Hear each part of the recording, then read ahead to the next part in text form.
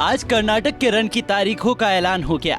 कर्नाटक में एक चरण में चुनाव होगा जिसके लिए 10 मई को वोटिंग होगी, तो वहीं 13 मई को वोटों की गिनती होगी। चुनाव की घोषणा के साथ ही आज से कर्नाटक में चुनाव आचार संहिता लागू हो गई है।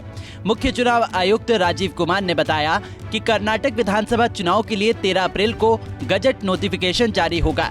20 अप्रैल से नामांकन शुरू होगा, तो वहीं 21 से 23 अप्रैल तक नामांकन की समीक्षा होगी, जिसके बाद 24 अप्रैल को नामांकन वापसी की आखिरी तारीख होगी।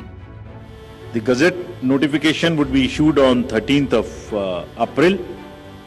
Last date of making nominations would be 20th of April.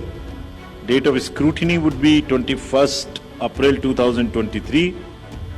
After that, the withdrawal of the candidature can be up to 24th of April. The polling will take place on 10th of 5 in single phase and day of counting would be 13th of May. वहीं कर्नाटक में चुनाव की तारीख के ऐलान से ठीक पहले का एक वीडियो वायरल हो रहा है, जिसमें कांग्रेस प्रदेश अध्यक्ष डीके शिवकुमार रोड शो कर रहे हैं। इसी रोड शो के दौरान ही डीके शिवकुमार जनता पर नोट उड़ाते हुए नजर आ रहे हैं। कर्नाटक के रण में कौन मजबूत? कर्नाटक विधानसभा चुनाव की सरगर्मियां काफी पहले से ही गर्मा गई थी। राज्य की चुनावी बाजी जीतने के लिए बीजेपी, कांग्रेस और जेडीएस जैसी पार्टियों ने पूरी ताकत झोंक रखी है।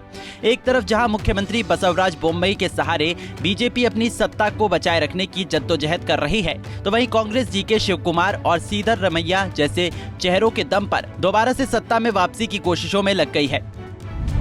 दरअसल कर्नाटक में 30 जिले हैं और 224 विधानसभा सीटें हैं। राज्य की 224 सीटों में से 51 सीटें अनुसूचित जाति और अनुसूचित जनजाति के लिए आरक्षित हैं। इसमें 36 विधानसभा सीटें अनुसूचित जाति के लिए हैं, तो वहीं 15 सीटें अनुसूचित जनजाति के लिए रिजर्व हैं। वहीं 173 विधानसभा सीटें सामान्य वर्ग के लिए हैं। वहीं सूबे में मतदाताओं की बात की जाए तो कर्नाटक में कुल आबादी 61.1 करोड़ है, जिसमें कुल वोटर 5.21 करोड़ हैं, जबकि इनमें महिला वोटर 2.59 करोड़, पुरुष वोटर 2.62 करोड़ और थर्ड जेंडर 6,699 मतदाता हैं। वही बात अगर कर्नाटक के जातीय समीकरण की करें तो यहाँ सियासत लिंगायत और वोक्कालिगा समुदाय के बीच सिमटी हुई है।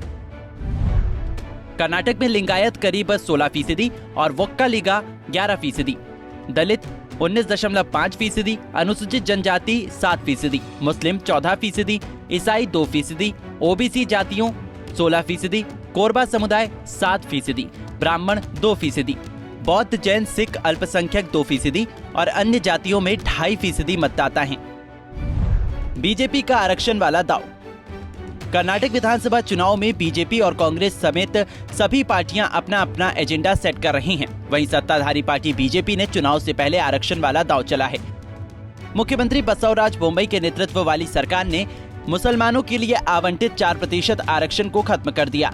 उन्हें अब 10% आर्थिक रूप से कमजोर वर्ग यानी EWS कोटे में ले जाया जाएगा, यानी मुसलमानों का 4% कोटा अब वोक्कालिगा और लिंगायत को दिया जाएगा।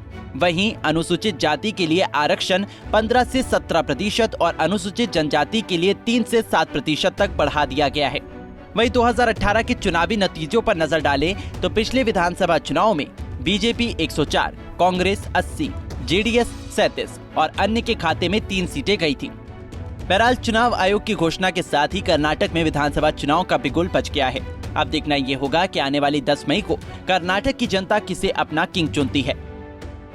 Bureau report, Punjab Kesari TV. हमसे जुड़े रहने के लिए हमारे YouTube चैनल को सब्सक्राइब करें और नई वीडियो की नोटिफिकेशन के लिए बेल आइकॉन को दबाएं।